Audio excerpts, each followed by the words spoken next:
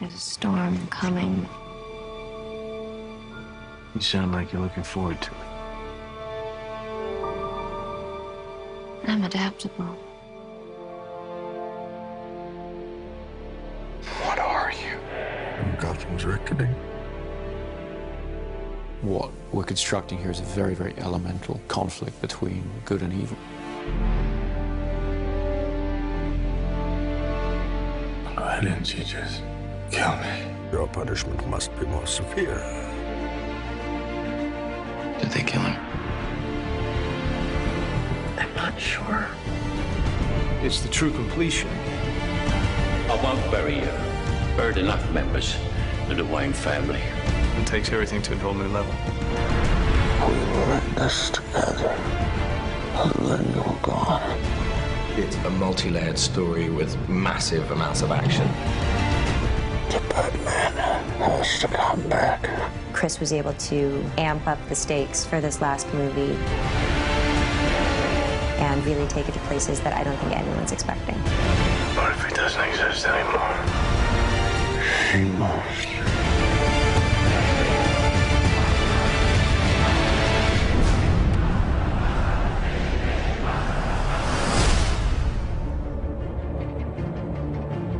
At the beginning of The Dark Knight Rises, we find a Bruce Wayne who's been damaged by his experiences as Batman. You are as precious to me as you were to your own mother and father. I swore to them that I would protect you, and I haven't. How much longer can he allow this pain to control what he does with his life? Alfred feels that it's his duty to help him find a way to put it behind him. You're not Batman anymore. It's about 8 years that Batman has been missing. And we've gotten to see what Gotham has become. Everything seems fine on the surface, but it's all built on this lie. I am the main sort of facilitator of that. It's a secret, I think, that's eaten away at him. So The Dark Knight Rises is about how that affects Gotham and how things begin to get worse once again. And now it's Bruce having to deal with a new threat to the city and to himself. The choice has to be made. Is Batman going to return? It's the true test of a hero. Confronted with their darkest fears, being taken all the way to the edge. How do they come back?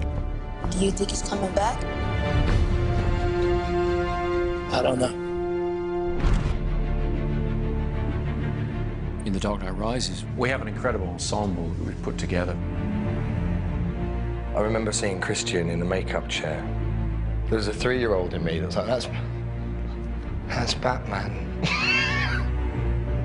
It never stops giving me goosebumps. I'm standing in the suit where you walk down the steps and everyone just stops. I really wanted to see Batman meet his match. There's a new kid in town. This is the first time that Batman has come across anybody who is superior physically. Mr. Wayne. Wayne's not ready to be reasoned with. When Gotham is ashes, you have my permission to die. Some people want to watch the world burn, but Wayne's come to pull the pin on the grenade. Tom Hardy is an extraordinary actor. What Tom is able to do just with his expressions and his eyes, it's terrifying. Through the course of The Dark Knight Rises, we'll uncover more about what drives Bane, where he comes from, what he wants. Let the games begin. And none of it's good news. You've made some mistakes, Miss Kyle. Girls gotta eat. Selina Kyle has her own code of ethics, which sometimes involves doing things that other people might consider questionable. We have to have a way of grounding the character, realizing that Catwoman could just be this calm woman, this grifter, this classic movie femme fatale, really. Some brazen costume for a cat burglar. Yeah? Who are you pretending to be? I think Anne understood right from the first that she was going to have to do almost everything in the film herself. She has to be that character. She took it on in the most extraordinary way. The most important thing is to fit into Chris's Gotham City. My Catwoman has to be Chris Nolan's Catwoman. Don't be shy. When you cleaned up the streets, you cleaned them good. Pretty soon we'll be chasing down overdue library books. My character, John Blake, is a proud police officer. And in the midst of, I think, a lot of cynicism, he remains really idealistic and someone who really believes in what he does. We have a new character played by Marion Cotillard, Miranda Tate, a member of the Wayne Enterprises board, and she's trying to pull him out of his shell and get him back into the world. Don't worry, Master Wayne. Takes a little time to get back in the swing of things. Alfred, as played by Michael Caine, has always been the emotional heart of these movies. You know what Alfred is? He is us in this incredible world. He's not tough like all the others. These conversations used to end with an unusual request. I'm retired. I would say Lucius is the brains. Yes, Mr. Wayne, it does come in black. But he also has grown to have a great fondness for Bruce. Lucius and Alfred. Between the two of them, we try to keep his moral compass pointed in the right direction. And Commissioner Gordon, to some extent, has been left on his own running the police in Gotham. Jim Gordon really is the conscience of Batman, isn't he? What's great with Batman's allies is that they really bring interesting questions that Bruce has to answer in his life.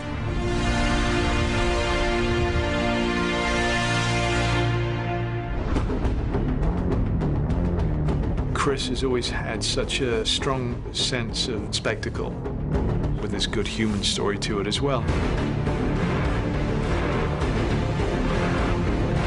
He turns those big action movies into something very intimate and emotional.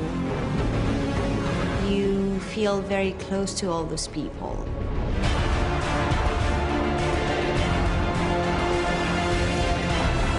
In every movie that Chris has made on the Dark Knight trilogy, he's been able to keep to great filmmaking in terms of the great characters and the great character arcs.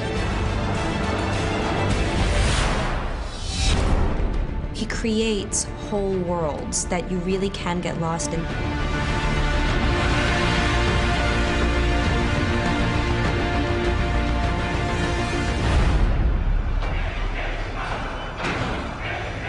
What does that mean? Rise. The Dark Knight Rises is certainly the biggest film that I've undertaken, by far. We really looked back to the silent era of motion pictures, when the image was paramount, when all you had was the scope and scale of a location, thousands of extras, that kind of thing. That's the kind of storytelling I was interested in exploring. Dark Knight Rises is about trying to get some of that romantic scale and modernism into it in a sort of epic way. We started the shoot in India, then we moved to the UK. After that, we went to Pittsburgh, Los Angeles, Manhattan. It's been relentless action from start to finish. We've expanded into the largest of genres, the war movie, the disaster film. They add scale, raising the stakes from a place where they were already extremely heightened. We do get a great kick out of doing this action work.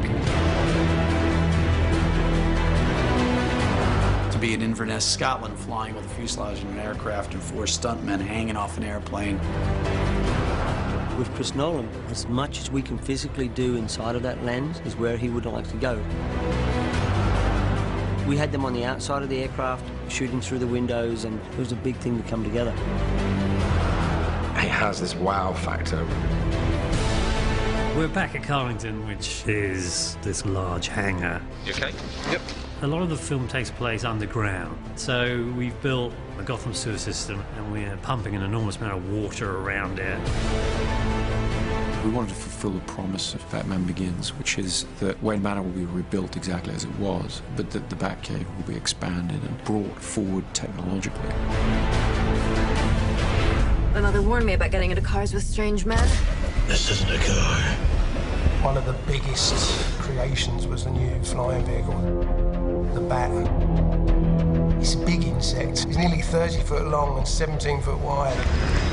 It needs to travel very fast up roads. It needs to climb up over buildings.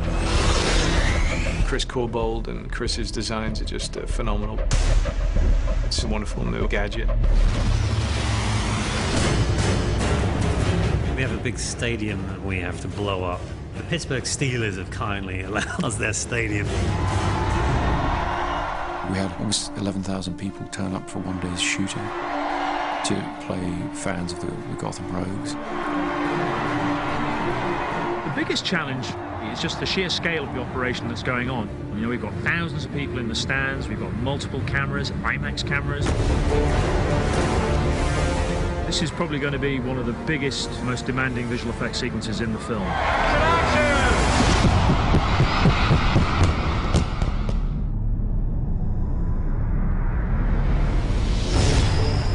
To up the scale of the city, and there's only one place that you can do that, and that's New York. In the Wall Street sequence, there's a big battle between the police and all the mercenaries. They've got something like 1,200 extras.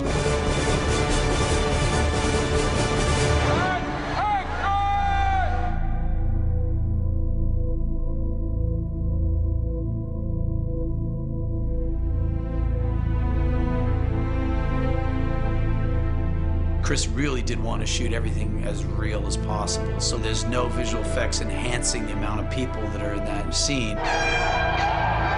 This was 8 months of preparation has gone into what you see here, working with the city, with the departments in order to control this set. Seeing that many bodies in the middle of Wall Street fighting each other, even if it was controlled chaos, it's still kind of like, wow.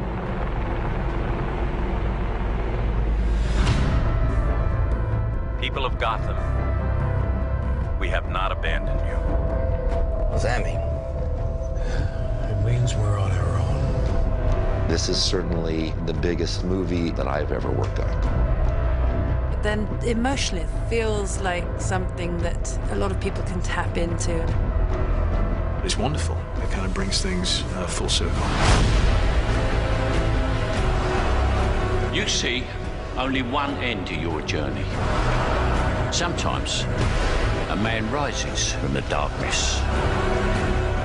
Every great story deserves a great ending, and we've really tried to be true to that. The Dark Knight Rises is our attempt to give that great story its great ending. We will destroy Gotham.